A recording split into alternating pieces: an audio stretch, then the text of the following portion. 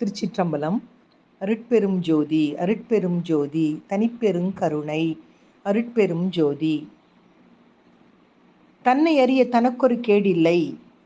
சமீபத்தில் படித்த செய்தி ஒன்று மனதை தைத்தது. எவரெஸ்ட் ஏறிய டென்சிங்கிடம் இந்த மலையிலேறி என்ன கண்டீர்கள் என்று கேட்டதற்கு, மனிதன் மலைச்சிகரத்தை கைப்பற்றுவதை விட தன்னைத்தானே உணர்வது முக்கியம் என்று புரிந்து கொண்டேன். இந்த எளிய உண்மையை புரிந்து கொள்ள நான் எவரெஸ்ட் மீது ஏற வேண்டி இருந்தது என்றாராம். தீதும் நன்றும் பிறர் தர வாரா என்று கணியன் பூங்குன்றன் சொல்லிச் சென்றதைப் போல பல யோகிகள், மகான்கள், பெரியவர்கள் சொல்லி நாம் கேட்டு வந்திருக்கிறோம். இது எத்துணை சத்தியம் என்று நம்மை நாம் அறிந்தால் மட்டுமே சாத்தியம். தன்னை உணர்வது என்றால் என்ன என்று அறிய முதலில் நம்மை நாம் அறிய வேண்டும். நான் அறிந்த வரையில் திருமூலரின் 2 பாடல்கள் இவற்றை அழுத்தமாக உணர்த்துகின்றன. அவற்றிலிருந்துதான் கணியன் பூங்குன்றன் தமது தீதும் நன்றும் என்பதை எளிமைப்படுத்தியிருக்க கூடும்.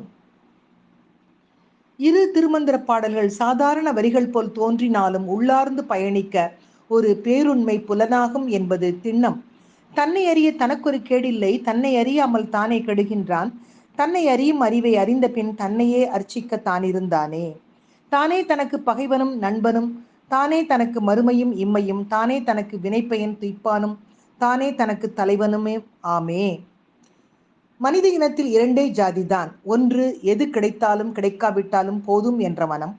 மற்றொன்று எவ்வளவுதான் கிடைத்தாலும் போதாது என்ற மனம்.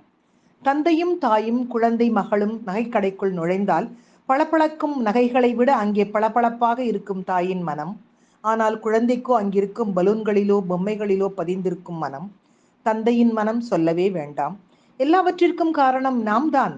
அது நம்மை ஆட்டுவிக்கும் மனம்தான். இந்த பாழாய்ப்போன மனது இருக்கிறதே, அது கட்டவிழ்த்த கன்று குட்டியாய் துள்ளி திரிவது, இலக்கின்றி துள்ளி குதிப்பது, ஓரிடம் பற்றாது முட்டி மோதி வீழ்ந்து எழுந்து மீண்டும் அங்கும் இங்கும் துள்ளி ஓடுவது. மனதினை அடக்கிய மனிதன் மகானாகின்றான். நம்மை அறிவதை விடுத்து பிறரை அறிவதில் அதிக நாட்டம் செலுத்துகிறோம். பிறரை அறிவது கூட ஒரு கட்டத்தில் சுலபம் என்றாகிவிடும், நம்மை நாமே அறிய முற்படுகையில். நம்மை அறிய மனதை ஒருமுகப்படுத்தினால் மட்டுமே சாத்தியம் என்கின்றனர் சித்தர் பெருமக்கள்.